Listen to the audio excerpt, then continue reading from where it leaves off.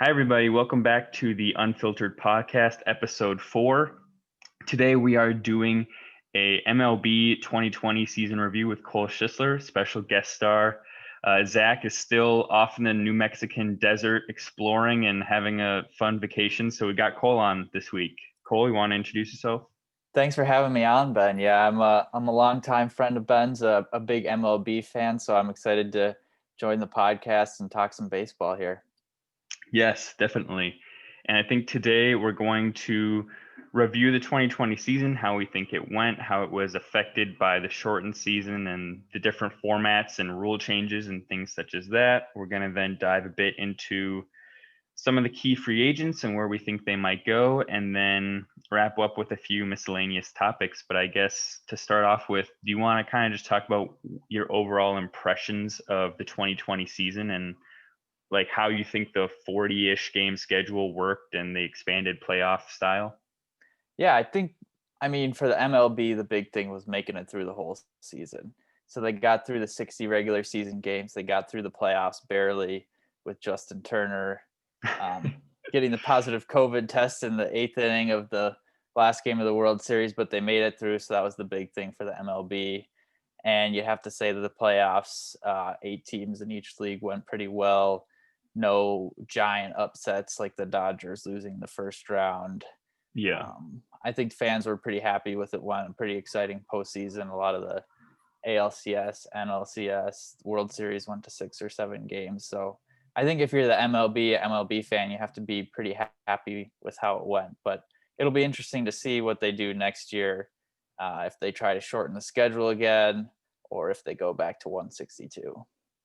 I have a feeling, and let me know what you think, but I actually feel like the players might not want the shortened season to repeat because that'll mess with their longevity numbers, like home runs, for instance. Like they're never going to break the records probably if going forward there's only like a 100 game season every year. What do you Yeah, think the players would think about that? I think it's kind of tough if you're the player side because maybe less games, you get a little more rest, you stay a little bit healthier, but at the same time, you're getting checks from playing games. Yeah. So less games means less money for you in the long run. So I'm guessing the players probably want to play as many games as they can. Hmm. Whereas on the owner side, they're making all their money off the playoffs. So they'd probably be in Yeah. favor of shortening the season up a little bit to maybe 140 games like it used to be back in the Yeah. olden days. But yeah, so we'll see how it goes. But I wouldn't be surprised if they tried to shorten it down again next year. But we'll see what the status is with fans and stuff like that. But Yeah. without fans, you're not getting that revenue. So I can see the owners trying to make a case for we want to shorten the season again. But we'll see how that shakes out. Yeah. I felt like overall, probably the biggest, most drastic difference between this year and most seasons is that, typically, I mean, okay, over the last handful of years, we've had the two wild cards that battle it out Mhm. for that final spot, but it's really been 8 teams in the playoffs out of 30. And this year it, you know, goes up to 16. Do you think that was so for this season? It seemed like it worked really well, like you were saying, but do you think going forward, they're going to want to keep doing that? Or do you think they only did that because they had the shortened season where teams didn't get that full runway to prove themselves? Yeah, I think they definitely implemented it because of the 60 game season. Like I said, you don't want like the Yankees to be left out or the Dodgers because they get off Yeah. to a cold start. But Hmm. I was thinking about this the other day too. If let's say like one of the eights, like the Blue Jays had gone and won the Hmm. World Series, do you think Yeah. that would have led the MLB to try to keep the 18 playoff system for each league, or would that Hmm. would that have been a negative detractor for having it going forward? I don't. It's a Yeah. tough one.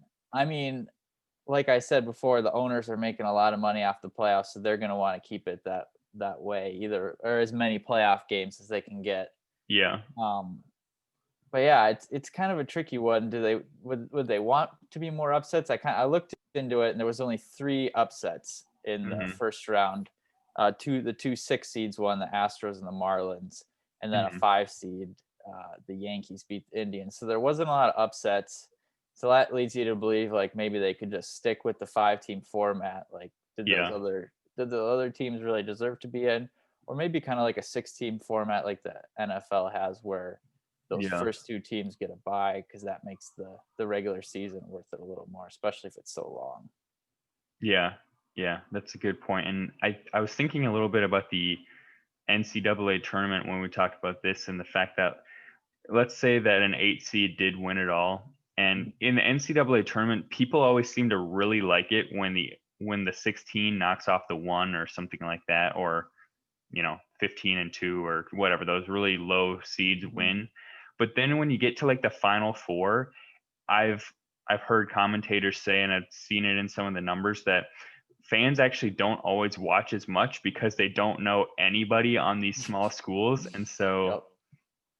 like, for instance, if Duke, when they had any of those power teams, like when they were the 1 seed with Kyrie, I think it was like 10 years ago, and they lost, viewership was probably a little bit down going forward because that was like the marquee school to be watching, and they lost in the first round. Mhm. So I'd be curious, like, you know, I don't know if the MLB fans would be less inclined to watch if a team that was like 500 in the regular season was in the World Series instead of like a star-studded team, because I know that probably plays some impact on viewership, as having the biggest names in the biggest games. For sure. Yeah. I think like the reason that the Yankees are always on Sunday Night Baseball is that the Yankees are always going to draw the most viewers. So I think Yeah. that that's probably what MLB would want.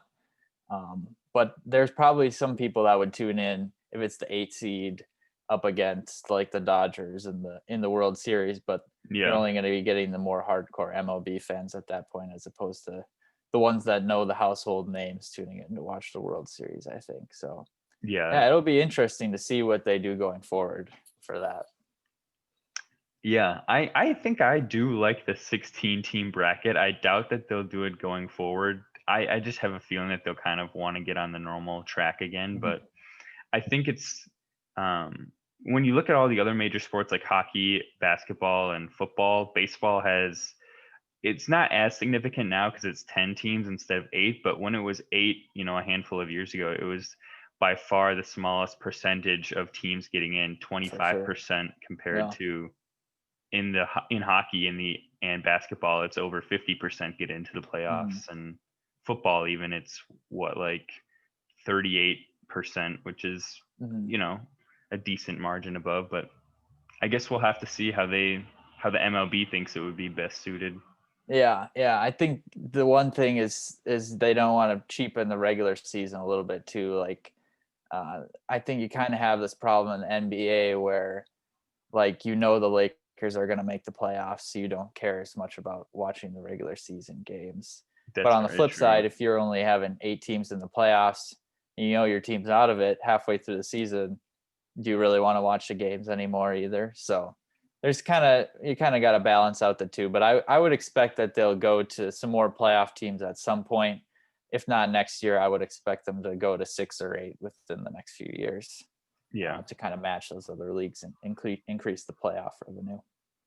I was also wondering what your thoughts were on, I know, like, typically we have the 1 game play in, the 5 game first round, and then the ALCS, NLCS, and World Series are 7 games. Do you think that they'd ever consider bumping up the first round to 7 games and the play in games to like 3 games or more? And I was just thinking about how, um, baseball again has the smallest sample size of playoff games compared Mm-hmm. to regular season. Like, in hockey and basketball, you can have 20 or more playoff games compared to an 80-ish game regular season. So that's like 25%.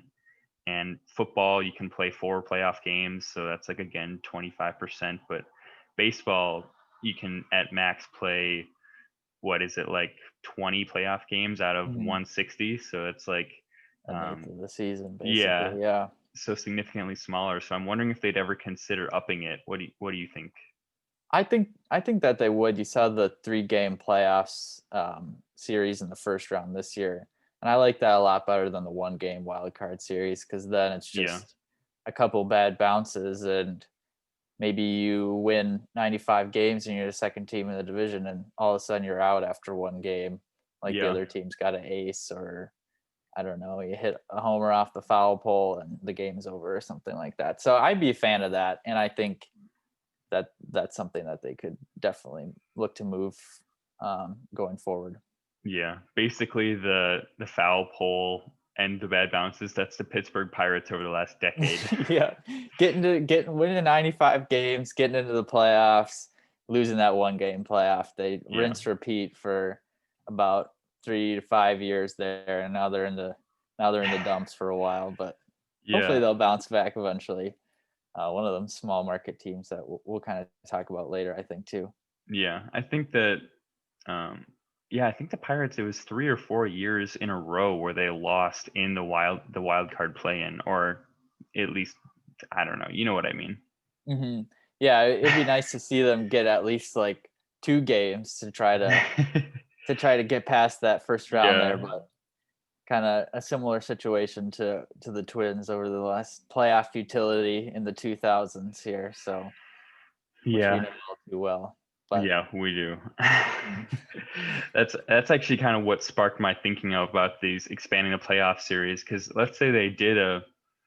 Do you think there'd ever be a world in which they did 16 teams in the playoffs and each round was 7 games? Because I can guarantee you, there's a lot of people like Twins fans out there bemoaning that we only got a couple of chances to prove ourselves, and if we would have had full 7 games, we might have won it. That sort of thing.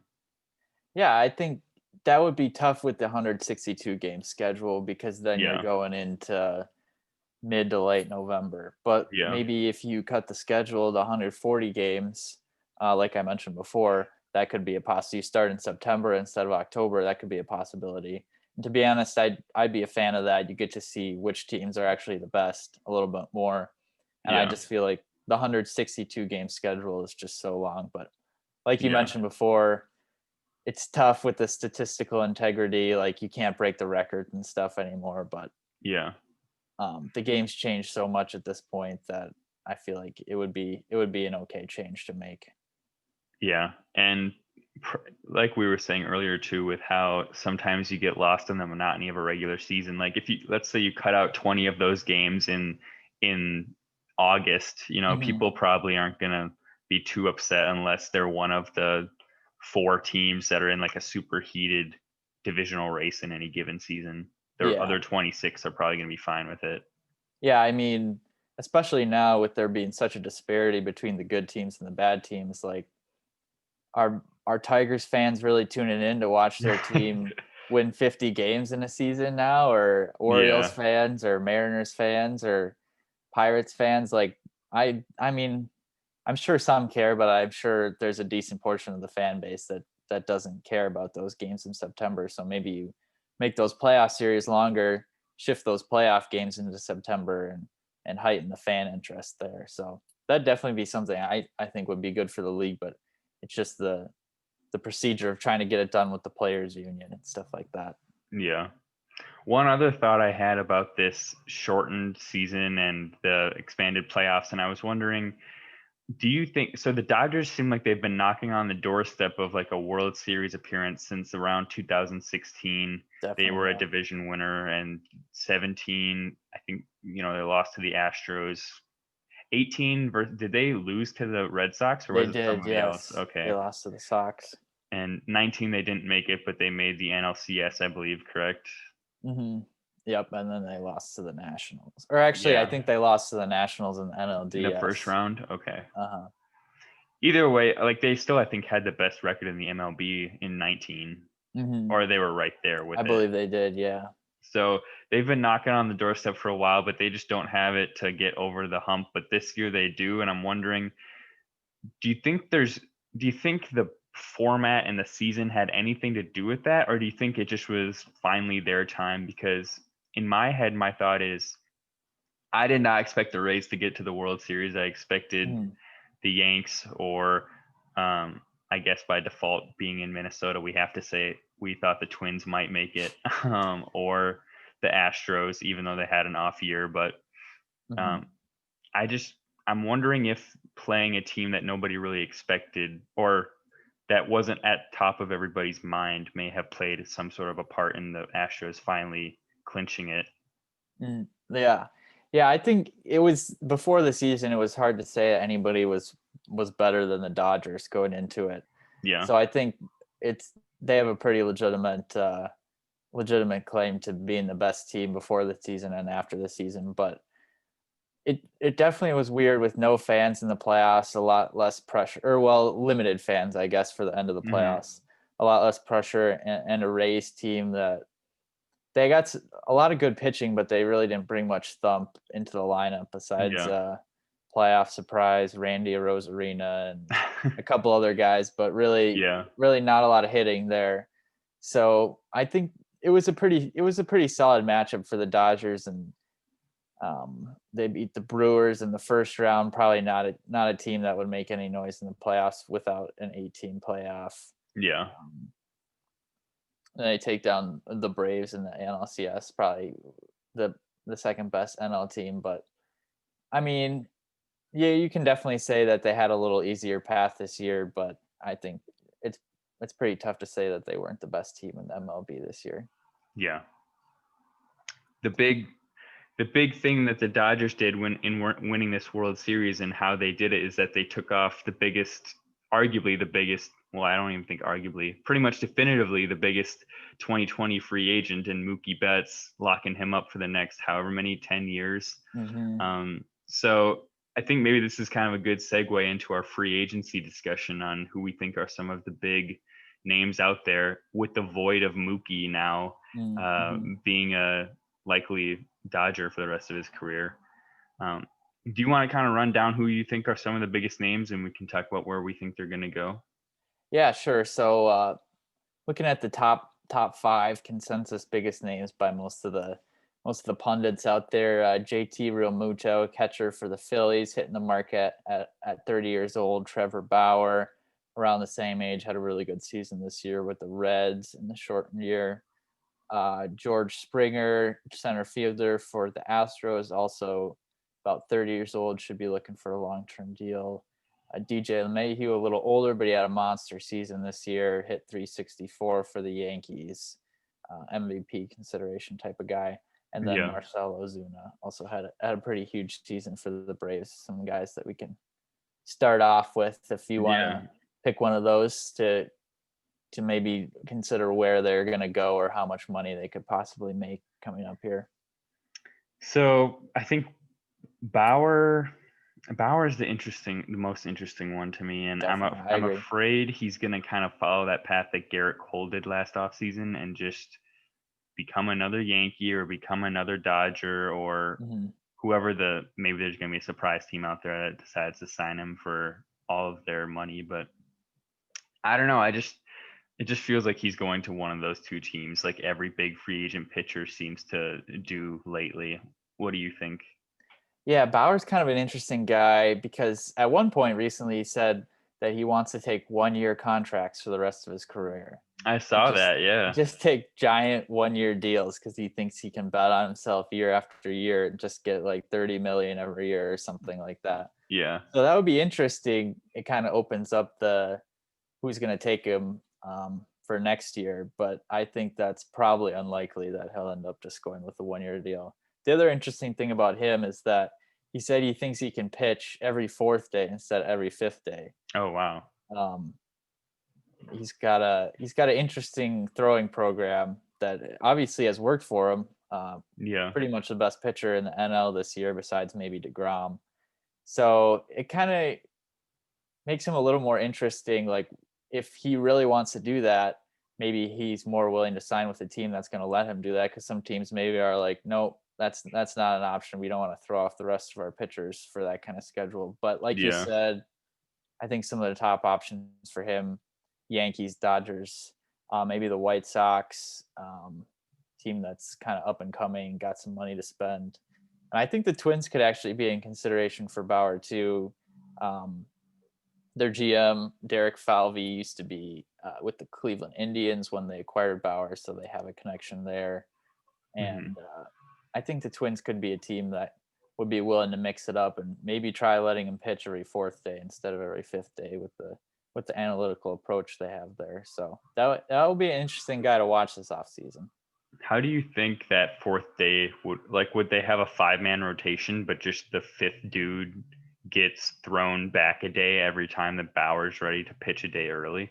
Yeah, I think that'd probably be, you probably have to experiment with a few different things, but I think you would just kind of rotate who gets the extra day of rest there. Yeah. Or maybe that sixth guy or that fifth guy, would just get bumped more often. So your other pitchers are still pitching on 5 days rest. Like if it was the Twins, like your Maedas or your Brioses are still pitching on 5 days rest, where Randy Dobnak's only pitching like every 8th day or something then. That So would be yeah, relieving. it'll be really interesting. He's kind of a polarizing guy in baseball. So Yeah. I'll be very interested to see if he goes for the long-term deal, if he goes for the one-year deal, or who he'll end up with. But he's gonna get a decent amount of money, so I expect it to be a contending team that inks him with a little bit of cash to spend. This is going to be a really quick detour. I just wanted to pick your brain on this, but Mm-hmm. I was thinking about how Bauer's messing with this idea of every 4 days, and how there have been a lot more of unique kind of, I don't know what you'd call it, but like kind of trying to find that edge, or like figure out a way to get an advantage in baseball, it seems like, over the last handful of years. And this is something that everybody's doing now, but just really quick, what are your thoughts on the whole idea of like shifting for every single batter and doing these extreme shifts where it's like, you 10 years ago, if you hit a ball a certain way, it's like a guaranteed hit, but now the same sort of balls, if you pull it to right field and you're a lefty and they know that you're going to pull it there, the shortstop is like where second baseman would normally be. What do you think of that whole concept, I guess? Do you like it that like they're doing whatever they can to win, or do you think it's kind of cheapening the game a little bit in some ways? I think unless they're putting in rules where you can only have 2 infielders on one side of the infield, I think it's a pretty smart move. Like, you're limiting where they hit the ball hard, basically. So for a lot of lefties, you're putting 3 guys on the right side and your third baseman at shortstop. And it's like, well, at some point you're making them try to hit the ball the other way. And if they can't do it, they can't do it. So I kind of wonder if maybe that'll swing back with people learning to hit the ball the other way. But it's just so hard now with pitchers throwing 95 almost on average coming out of the bullpen. It's hard to adjust your approach. And a lot of the times for hitters, if you're trying to hit the ball the other way, you're losing a lot of your power. So it's either hit the ball into the shift or hit it out of the park right now for some of those lefties, especially. So I would probably not be in favor of banning the shift, as some have suggested, but I don't know. Would you think that's a good idea long term, trying to say you can only have 2 infielders on one side of the field, or sometimes even like the Rays have done 4 outfielders? I was actually going to fly ball guys. I was going to bring that up too. Is my only thing that I think could get weird is like there's going to be some sort of game breaking thing that happens where there's going to be like 7 infielders at some point, or there's going to be like 6 outfielders, or I mean, technically, if we're really pushing it, do you even have to have a catcher? Like just hear me out. If there's no one on base, there's no real scare of having a passed ball or whatever. Yeah. So if there's not 2 strikes, so maybe you take out a catcher and you have an extra infielder when there's nobody on base yet, and you just let every ball pass unless they hit it. It's kind of like, I feel like eventually something like that is going to happen, and it'll be really cool to see, but I'm wondering, I feel like there'd be a segment of baseball fans who would almost revolt against that or something like that. Would it break the game of baseball at that point? Yeah. Especially if they go to like a robot ump and there's no ump standing behind home plate. Yeah. What's the point of having you're not trying to frame pitches anymore. Yeah. So what's the point of having the catcher there, I guess, for if there's not 2 strikes? So that would be very strange to see just the guy standing in catcher's gear out at first base or something like that. Yeah. Just waiting to go in if there's 2 strikes. But I see what you're saying. I haven't thought about that before, but that's a really interesting idea. And I mean, like 5 years down the road, maybe a innovative team like the Rays, with some of their Yeah.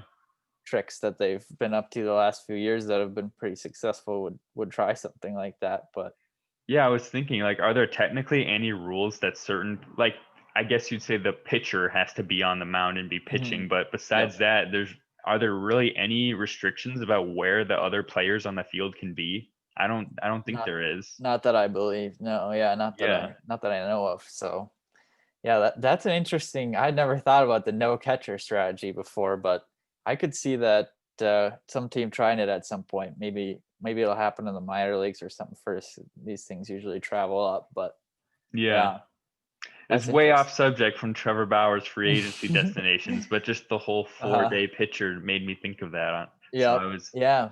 The game's definitely changed a lot in the last 10 years or so. So yeah. staying ahead of the trends there, maybe, Ben, with no catcher. Yeah, you never know. Mhm. Catchers Okay, are the worst hitters anyway. So that's true, and you probably have a lot more longevity for a lot of players then, and a lot, yep. like JT, he'd probably hit a few percentage points higher from and hit a few more home runs. I probably, don't you Yeah, think? think of if Mauer wasn't a catcher, what kind of career he could have had. Yeah, Kept up his 330 batting for a lot more years. So yeah, exactly. that would be interesting.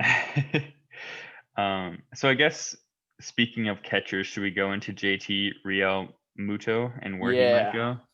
yeah. So he's definitely the best catcher in the game right now. I don't think anybody's arguing that. Mm-hmm. Puts up over 800 OPS seasons the last 3 years, and really doesn't happen much from the catcher position. That kind of Yeah. consistency. He's a great defender. He's actually got a little bit of speed for a catcher too. The team that I was looking at for him to go to was the New York Mets. He's already played for the Marlins and the Phillies, so I may as well make the trip around the Eastern Division there in the NL. Yeah. But I pulled a being a stat guy, I pulled a stat. The last 5 seasons, the Mets have allowed 549 stolen bases. The next closest team is the Cubs with 450. So the Mets have allowed Wow. 100, almost 100 more stolen bases over the last 5 seasons than the next closest team. So that's Yeah. I mean, stolen bases aren't as big of a part in baseball as they As they used to used to be, be. but that's a pretty big gap there. So the Mets could definitely use a better defensive catcher, and part of it is their pitchers aren't as good at holding on runners too. But they Yeah. could use that pop in their lineup. They're still a competitive team that could make the playoffs next year, and they probably have the money, being in New York, to bring him in, whereas other teams might not be able to spend that much on a catcher. Just kind of And a delicacy, I guess, yeah, in didn't they baseball. just get the new owner, Steve Cohen, a few days ago too? So Hmm. it seems like a lot of times owners, when they come in and they've spent like $1 billion on a franchise or somewhere around there, they're looking to make a really splashy move or a couple of moves when they first come in. So I think that would make a lot of sense to try and bring him in then. Yeah, yeah. I'm pretty sure he's the richest owner in baseball now. So Oh wow. I would expect them to try to make a splash, especially with no salary cap in baseball. Yeah. And if you look at the Mets, you only got maybe a few more years of DeGrom being really good. Hmm. Um, Syndergaard maybe be back next year and could be good again. So I think their window is open right now. So I think Real Muto could be a good signing for them, but it's definitely going to be a team that's willing to shell out probably a 5 or more year deal above $100 million for Real Muto, I'd guess. Yeah. The other dude from the NL East who we may want to cover next would be um, Ozuna from the Braves. I feel like he's an interesting one, and I feel like him along with Springer are, to me, interesting ones. And that I feel like outfielder free agents are way more flexible in where they can go compared to Mm. almost any other position, because if you're a first baseman, you can really only go to another place and play first base or DH. But as an outfielder, you probably can play, unless you're Nelson Cruz, at least you'd be decent at all three outfield positions probably, Mhm. and DH as well if you're an AL team or possibly going forward NL team. But Yeah. so what are your thoughts on who would need him and where he might go based on that, and if he might re-sign with the Braves too? You think there's any chance of that? Yeah, I think Ozuna's an interesting guy. Mashed a ton of homers this year. Pretty much was one of the best hitters in the NL. But like you said, he could go pretty much anywhere. Probably not playing center field, but left or right field. He's a little bit limited defensively now. He had, I think, shoulder surgery a couple years ago, so his arm's not quite as good as it used to be. But Hmm. especially if the NL adopts the DH next season, I could see his options being pretty wide. But Yeah. I think the Braves would be the front runner to re-sign him, probably to a long-term deal. He just took a 1-year deal for this year. Um, but possibly looking at the team that he used to be on, the Marlins, trying to be an up and coming squad. They got a lot of young players on cheap deals. They made the playoffs this year, beat the Cubs in the first round. So maybe sign him to a 3 or 4 year deal, and by the end of it, they're really a World Series contender again. Yeah. Or the hometown team, the Twins, if they let Eddie Rosario go via trade, or if they just non-tender him. They got a few outfield prospects coming up, but I could see them wanting to get another big bat in their lineup there. So he could be a masher for a lot of teams, like you said. But is there any other teams that you thought that he might go to, or were the Braves kind of your front runner too? Mm, I was really, what I want him to do is re-sign with the Braves, just because when they were in the NLCS, I was looking at this lineup and I said, "Dang, outside of Ozuna, who's 30, and Freeman, who's like what, middle late 20s, like 28 or Yeah, 27." I think he's up there a little bit. Um, I don't know, just with Swanson and some of those other young dudes, I would just like to see this lineup for a couple more years stay intact, where it feels like 1 through 7 was like really solid, and yeah. that's not super rare, or it's super rare that I feel Mhm. like the Astros were one of the only other teams in recent years, and the Twins to an extent in 2019 were some of the Yeah. only teams I can remember feeling really solid, like 1 through 7 or 1 through 8 on. Yeah, yeah. The Braves did have a lot of mashers last year. Acuna, Freeman, Albies, um, and Ozuna was probably their best hitter last year, besides maybe Freeman. So Yeah. yeah, that would be really interesting to see him going back to the Braves and see if they could make another run at the Dodgers, like they looked like they were gonna get past them this season, up 3-1, Yeah. but crumbled. So Yeah. yeah, but it will be interesting to see where Ozuna goes. But I think anywhere he goes, he'll probably mash again. So yeah. Uh, I feel like this Braves team felt a lot like the Cubs in 2015 when they lost to the Mets in the NLCS. hmm It feels like that team that's like right on the cusp to me, but they just were like a year early before. But Yeah, we'll have to see. I could see that a lot of young superstars, Max Fried, in the rotation, and then they had Mike Soroka get hurt earlier this year, so they got a pretty solid rotation, and a lot of young guys in that lineup that could be really good for a long time. So I'd expect them to be a contender for quite some time. And I'm afraid if Ozuna goes to just a team, let's say there's a team out there who isn't the Yankees or the Dodgers or kind of the typical 3, 4 teams you think of. Like, let's say he does go to the Mets, who have been middling for a while. hmm I'm afraid he'd become the next Cespedes and just like have that one really great or a couple of really great seasons, but then just go somewhere to kind of be forgotten in obscurity sign 4 or 5 year deal for like 100 million and just kind of waste away somewhere. Yeah, I and could just see that. collect checks. Yeah, yeah, he's kind of been up and down a little bit in his career. I think a couple seasons ago, he had an OPS in the 700s, which is not great for a corner outfielder. So it'll be interesting to see if he can keep it up. But I think he's definitely got it in him. Obviously, as we saw with the short season sample this year. Yeah.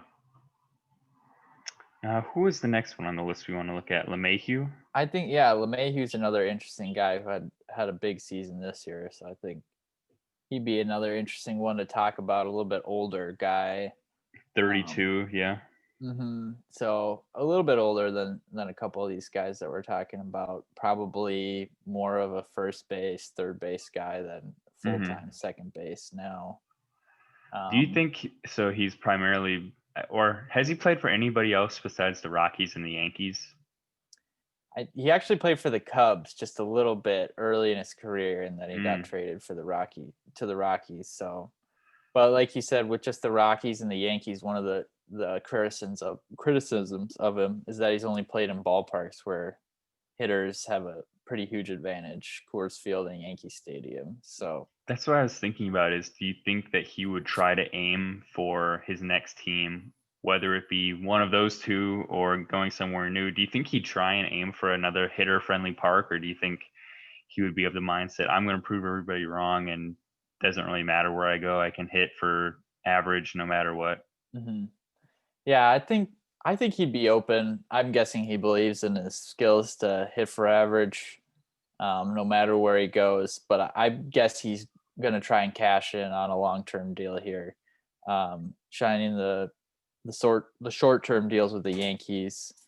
Um, After having a good season last year or 2 years ago, and then a monster season this past year, I guess Yeah. he's just trying to get kind of his last huge deal here.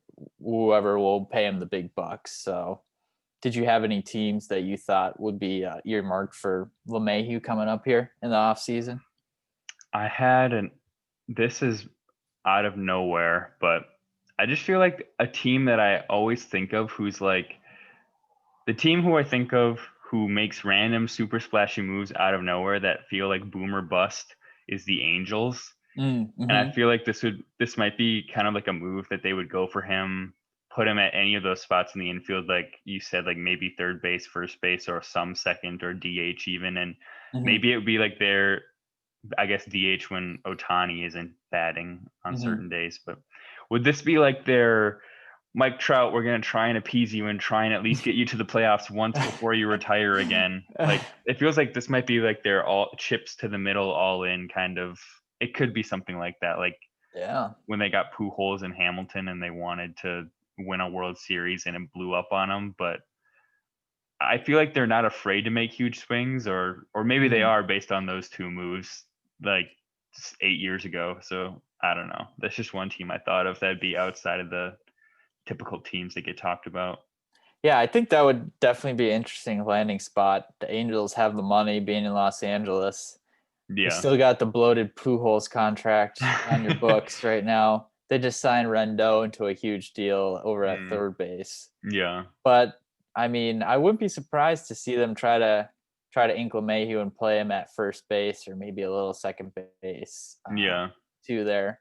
But the team that I was kind of thinking of too was the team that Rendon just left, the Washington Nationals, left a pretty Yeah. big hole there at third base. I did a little research on the Nationals corner infield positions last year. Had a 686 OPS, which was the third worst in the NL. So pretty abysmal. And their Oof. 50 RBIs were only ahead of the Pirates in the NL. So they struggled to get production from those two spots last year. So and Yeah. I was kind of thinking with Scherzer and Strasburg, they're getting a little old, and Corbin too. They're three aces all on the wrong side of 30 and getting closer to 35. Their window is probably closing with those guys at least. So it might be wise to get a little more punch in that offense because can you really name any hitters on their team besides Juan Soto at this point? Does Ryan Zimmerman still play for them? Yeah, he opted out this season, but Mm, yep. So yep. it's pretty barren after Soto. Trey Turner had a really good season at shortstop this year, I Mm, guess. But I was thinking that the Nationals might be a team with a little higher payroll that'd be willing to pay LeMahieu to try to liven up that infield a little bit. But I could yeah. definitely see the Angels being one of those teams that, like you said, can they ever get Trout to the playoffs again? Who knows? But Did I'm forgetting now, but Where did Howie Kendrick go after 2019? Howie Kendrick went to the Nationals. Oh, he went back. He re-signed. Yeah. Oh, hmm okay, good. And Didn't yeah, he he win World Series MVP? Right? he Or am I wrong? did. Yeah. hmm Man, I love that. Yeah, that was a pretty good World Series. That was pretty fun. I think a Yeah, lot of people were glad that the Nats won. But yeah, he had a huge season in 2019, playing like half the games, but he batted three something. yeah, And he was pretty good for the Nationals. And this season, he was just kind of meh, pretty much average as you can be, and he's getting yeah, up there in years now. So I won't be surprised to see if the Nationals looked into LeMahieu a little bit. yeah. What was the other one? Stroman, I think, right? Yeah, Stroman is kind of another interesting one because he opted out this year, Mm-hmm. but probably still carries a decent amount of value as the second best starting pitcher on the market after Bauer. Yeah, So, do you have and any he's still on the spots? right side of 30. Yeah, that makes a difference too, if you're going to try to give a guy a long-term deal. He feels like to me a dude that he just feels like one of those guys that the Yankees are gonna pick up on, That's but it's exactly what I was thinking. but he's gonna strike out with them. I feel like the Yankees go after everybody, but like 30 to 40% of the time, those dudes just don't look right in pinstripes and they flame hmm out. Like I'm trying to think of some good examples, but Sonny Gray was one of the most recent ones, I think. yeah, or I feel like a dude that they always thought was going to be really great and was always meh was Andrew Miller, the closer. Mm-hmm. Like, like he was like the best closer in the league on the Indians, and then he went to the Yankees and was decent, but I don't know hmm if he was still at that tier of like Yeah. best in the game at being a reliever, you know? The Yankee Stadium curse bites some of those guys Yeah, like Gray or Phil Hughes had a couple good seasons yeah, with the Twins after leaving. But yeah, I was kind of thinking that I had the Yankees as my top team for Stroman too, especially because hmm, he's probably the most prolific ground ball pitcher in the league at generating yeah, ground balls as opposed to fly balls. And Yankee Stadium is one of the most homer-friendly parks in the league, as we kind of touched on earlier. So I wouldn't be surprised. I think it'd be a good fit for them. Um, as a Twins fan, I'd be hoping for them to at least make a run at him, strengthen up the rotation a little bit.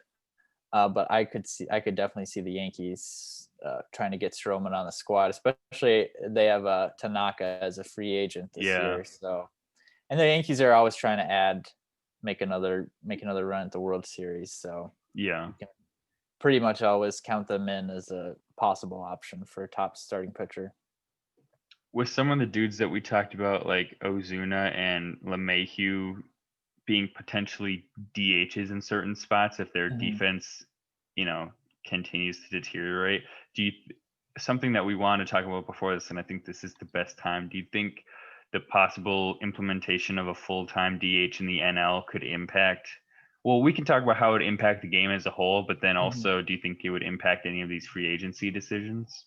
Yeah, I think it would be a huge impact, especially for a guy like Ozuna that DH'd in more than half the games last year for the Braves. Mm-hmm. Um, I don't remember the exact stats, but I know that a lot of the NL DHs really struggled last year because NL teams didn't have time to prepare for the universal DH last year.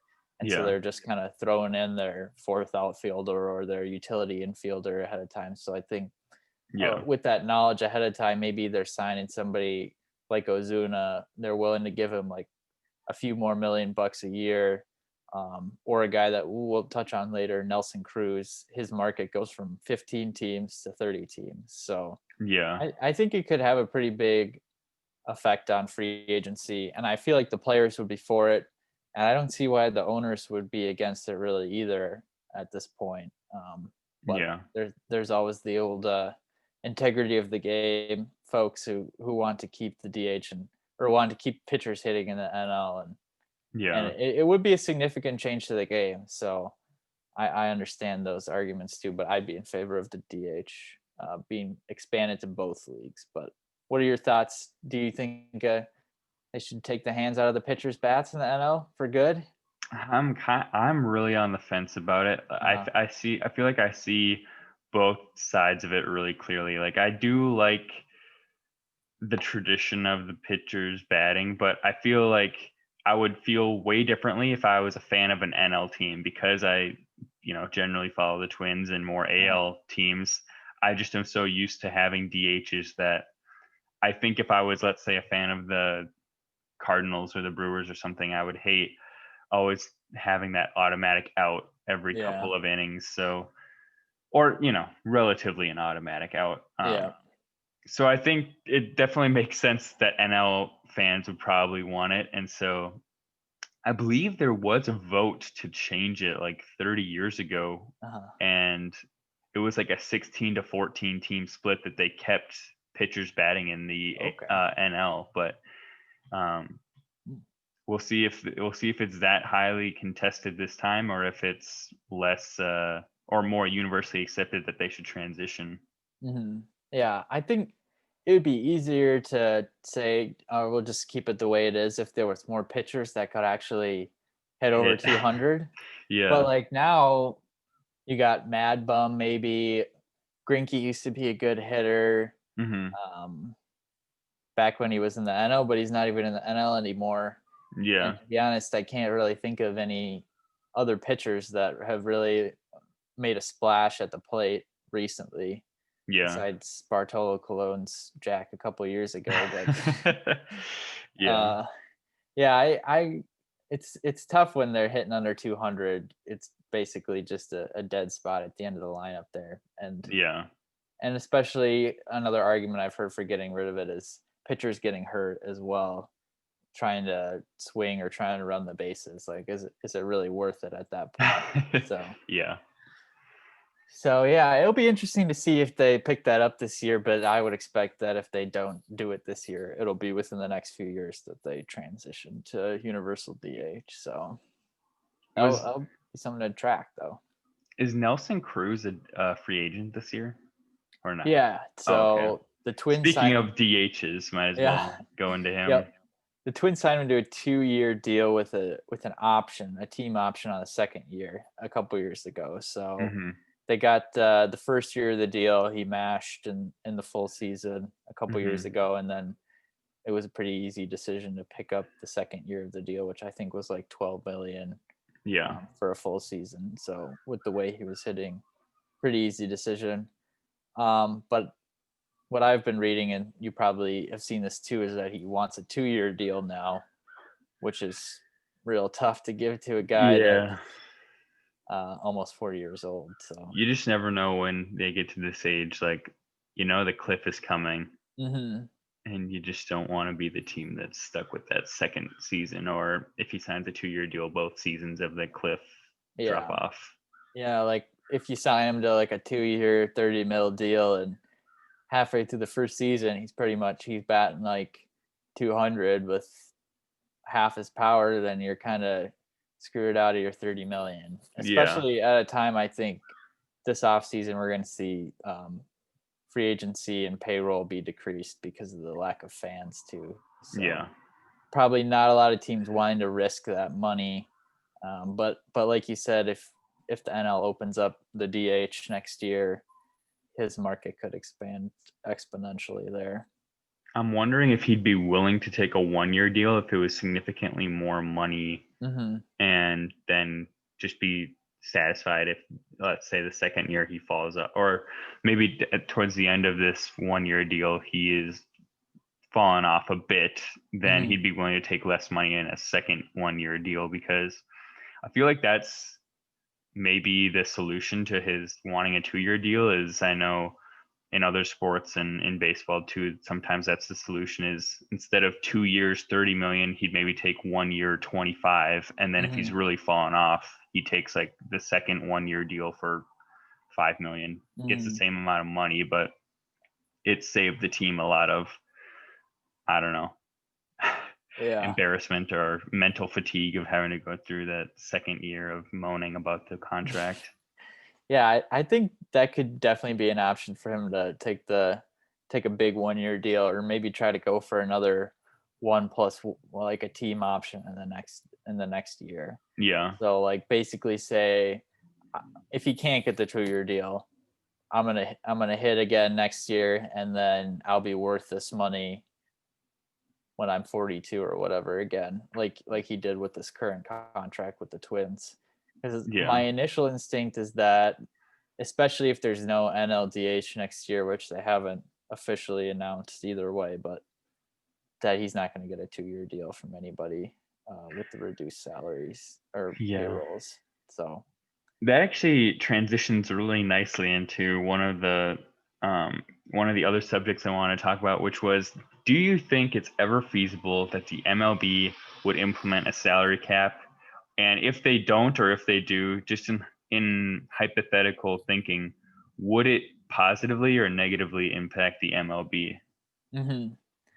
Yeah, I think people have talked about that for quite some time, especially with the disparity in Hmm. payroll. If you're looking at between like the Yankees and the Pirates, it's like 5 times as much money almost. Yeah. So, but I don't think it's going to happen anytime soon, and that's because the players' union would have to agree to it.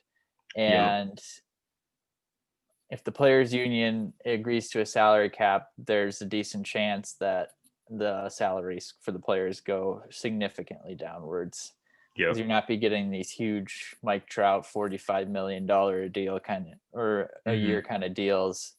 Um, Teams can use the card of, oh, we don't want to be over we can't do this deal because it's over the salary cap kind of thing, Yeah. excuse, which they already kind of do. We don't want to go over the luxury tax excuse. So Yeah. I don't know. Do you think it would be better for the game if they try to implement that? I mean, with the giant disparity. I do. I think, like you were saying, it'd be way worse for the players because it naturally would drive down all their salaries. But I think the MLB itself and the teams and the owners would actually really like it, because if the goal is to have parity in a league Mm-hmm. and to give everybody a chance, because like movies like Moneyball made very apparent, and other just stories from around the leagues, is that you just can't keep up. And even today in our own discussion on free agents, we basically, for every dude, we were saying, except for a few of the random ones that we threw out, it was the New York markets, the Los Angeles markets, Mm-hmm. or maybe like Chicago, and Yeah. that was like our potential destinations for almost every dude, unless they were returning to their same team. And I just did that takes some of the fun out of it, is that, Mm-hmm. well, if they're a big free agent, they're going to go to one of four teams, it always feels like, and I just, Yeah. it'd be so fun if a team out of nowhere, like if the Padres could make a big free agent signing that didn't cripple their team for the next 20 years, like Manny Machado signing, Mm-hmm. or you know what I mean? If the Yeah.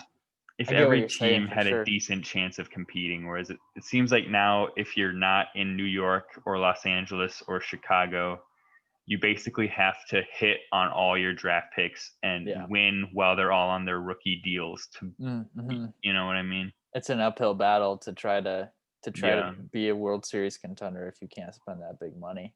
Yeah. Um, yeah, I was kind of thinking about it in comparison to football, because football, NFL has done a really good job, or maybe they've just gotten a little lucky too at having like a decent amount of parity. Like you always Yeah. think your team will have a chance to be a good team within the next few years. Yeah. That's Um, true. but at the same time, the player contracts are pretty horrible. Like the guaranteed money there, like in baseball, every deal is guaranteed. Where in football, they can sign like the Todd Gurley Hmm. deal. He signed for 15 million or 50 million, but only like a small portion of it was guaranteed. They cut him after 2 years or 3 years of the deal. Yeah.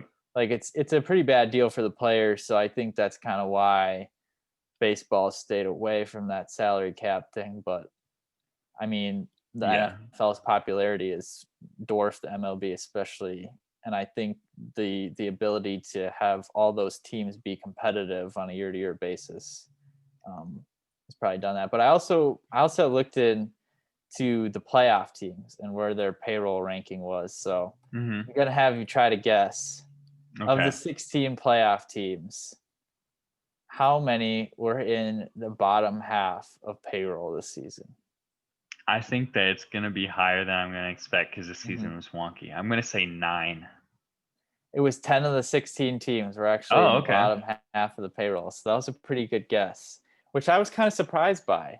Yeah. But like the Rays were third to last in payroll this year, and they made the Wow. World Series. So it is an uphill battle, but I guess it can be done. Yeah, exactly. It's kind of the point of that. But at the same time, like the Dodgers were one of the top teams, and they won it all. And the Yankees made it to the ALDS. So I think the money does obviously make a huge difference, but maybe it's more of a difference between going farther in the playoffs than just making the playoffs too. True. So True. That's something to consider. mm-hmm. Yeah, like you say, football has a pretty good balance where it seems like I feel like with the salary cap, it sometimes introduces like a formula to winning. Like it seems like in football, the Mm-hmm. formula is build your salary cap around a really good defense and then get like a good quarterback on a rookie deal. Yep. And then that's how you win. And then once you have to pay the quarterback the big bucks, then you start to fall off. Like if you look at teams like the Chiefs, that's what they did. Mahomes is on a rookie deal, so they could Yep. invest all their money elsewhere. Seattle, when they had Russell Wilson, the Packers, when they won their title, Rodgers wasn't on his rookie deal, but he still was on like a way more team friendly deal than he is Mm-hmm. now, where he's so vastly overpaid.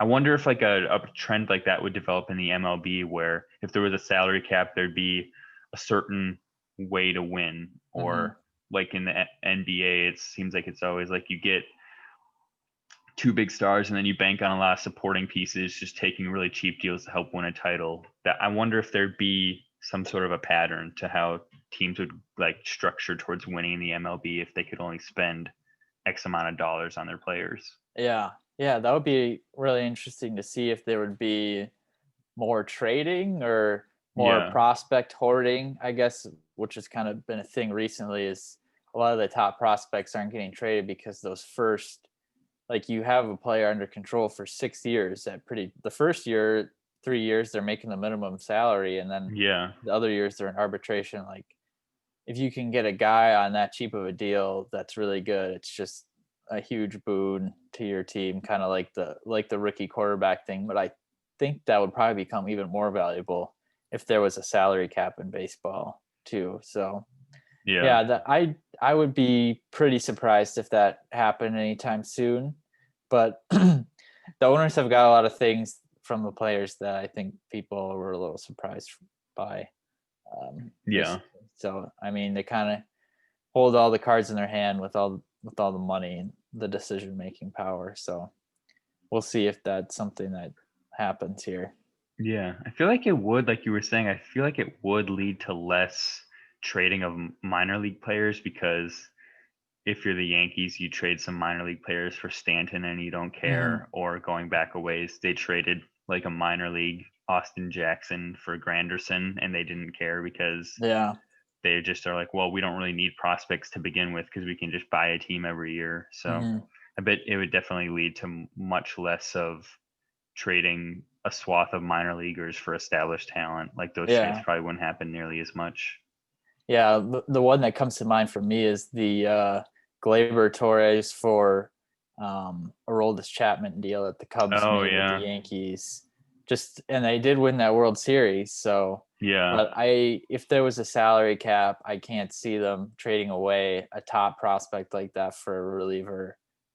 Yeah. Just because the value of those players increases exponentially if you can't spend big bucks like the Cubs or the Yankees are doing pretty much every Yeah. season. So And Chapman left right after that World Series, right? yeah, I think he went back to the He Yankees went right back to the after that. Yankees. Yeah. So I mean, he was huge in that postseason, but That was kind of a that win-win was, for both teams. yeah, that was a hefty price to pay. I think it's something that still gets debated a lot.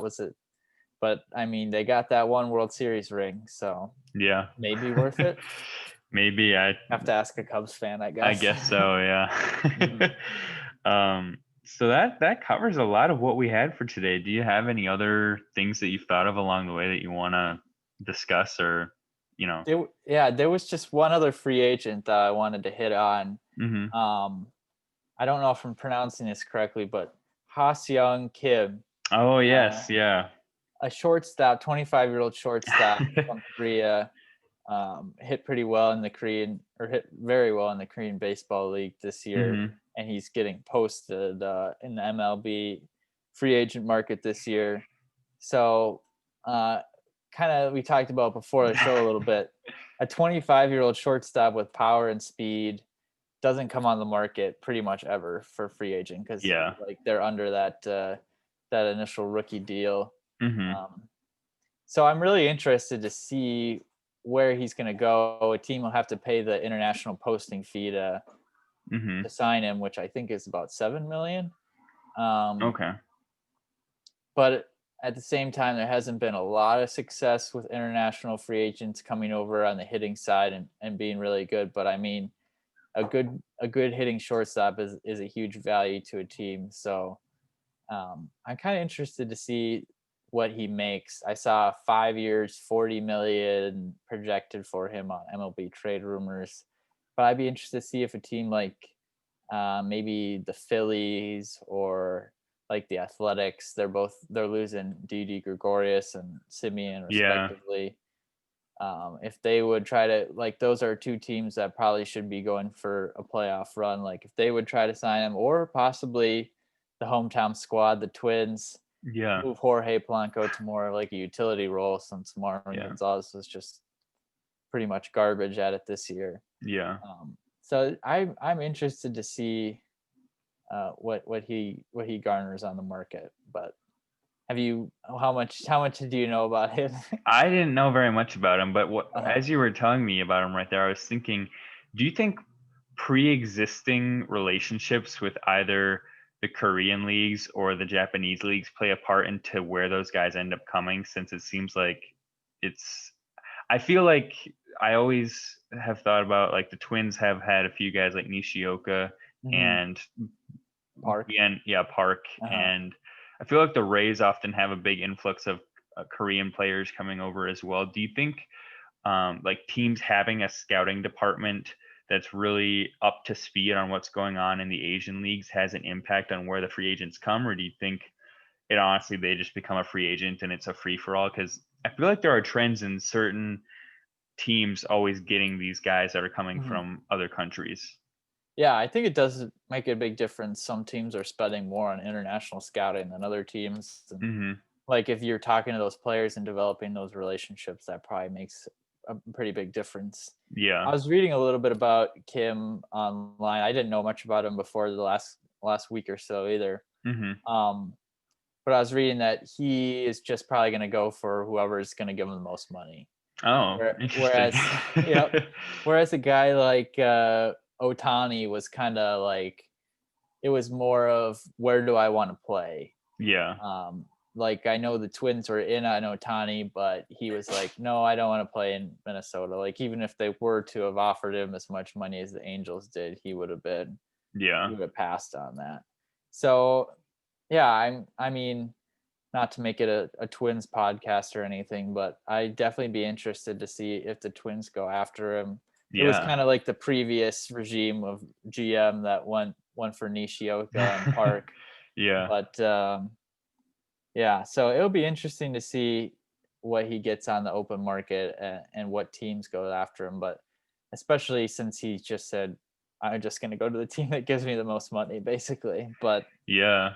mhm, Big risk reward kind of thing though, like yeah. is he the next Nishioka? If he is, then teams are going to be wary and probably give him.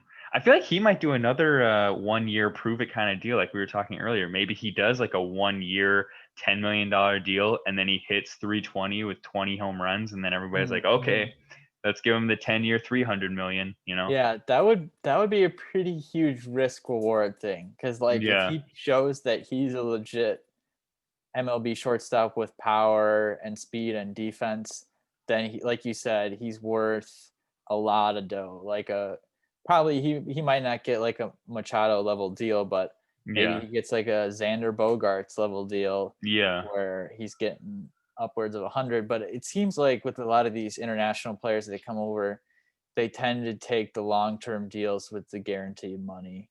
Like Yeah. Kenta Maeda right now for the Twins, or AL Cy Young finalist, Hmm. 8 years, 33 million, I think is what the Dodgers signed him for, which is pretty ridiculously cheap. I know there's a lot of incentives built into his deal, but like he was like the ace of the Japanese league coming over, and he Yeah. took a lot of years and not a lot of money just to kind of have that stability over a while. So yeah, I'm interested to see if he can be a great shortstop in the MLB, like you said, and really out earn that contract. Yeah. It'll be interesting. I mean, it's kind of a TBD at this point, probably. Mm-hmm. Yeah, but I would guess he'll be a starting shortstop for some team next year. So Yeah. We'll yeah, just have to wait and see, I suppose. yep, yeah. It'll be an interesting offseason to see if the teams are willing to spend the money after not getting any fans this year. But I think that's kind of Yeah. a concern for a lot of squads. So I feel like hopefully this Twins. year this year they What's might try and keep it the same. I feel like just to mm-hmm. see, like, to try and not disrupt anything too greatly, but maybe it's like next year where we'll see like the big ripple effects, and I don't know. Maybe the money hasn't caught up with the league yet as much as it will like next year. Mm-hmm. Yeah, it's gonna be to see if the Yankees and the Dodgers have all the power with the cash or not. But Yeah. Well, sir, I think we kind of covered a lot, but it was a really great conversation, and yeah, uh, thanks for having who me on. who knows? Maybe in 2 years the MLB won't have catchers anymore.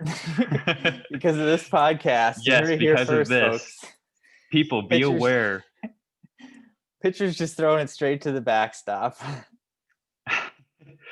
All right, so to wrap things up again, Cole Schuessler, thank you for being on the podcast, and we want to thank our sponsor today as well, Anderson Windows. Anderson Windows, you are sponsored this podcast, so thank you. And with that, we hope you see you guys next week. And that's all, folks. Bye. Thanks, bud. Bye.